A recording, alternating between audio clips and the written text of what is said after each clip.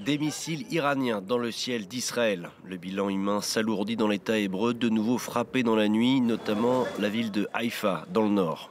Les habitants se réfugient dans les stations de métro. Certains trouvent la situation absurde. Il y avait tout, des bombardements, des bombes dehors et tout.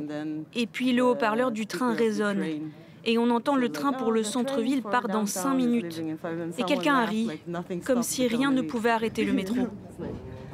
Téhéran a lancé plusieurs vagues d'attaques en représailles à la vaste offensive lancée vendredi par l'armée israélienne qui affirme vouloir empêcher l'Iran de développer l'arme atomique.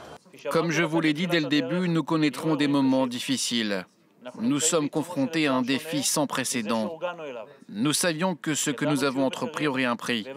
Et cela démontre l'intérêt d'avoir agi maintenant, avant qu'il ne soit trop tard. Israël dit avoir visé des dizaines de sites de missiles sol-sol et des installations militaires dans l'ouest de l'Iran. Le bilan des frappes israéliennes depuis vendredi s'élève à plus de 220 morts, dont 90% sont des civils, selon un porte-parole du ministère iranien de la Santé.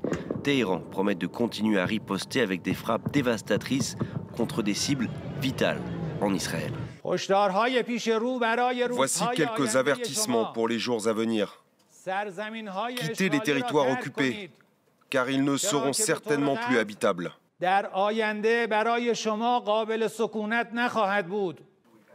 En déplacement au Canada pour le G7, la présidente de la Commission européenne déclare que la diplomatie est la meilleure solution à long terme avec l'Iran. Le président américain Donald Trump, allié indéfectible d'Israël, appelle lui les deux pays à trouver un accord. Il est possible, selon lui, que les États-Unis s'impliquent dans le conflit.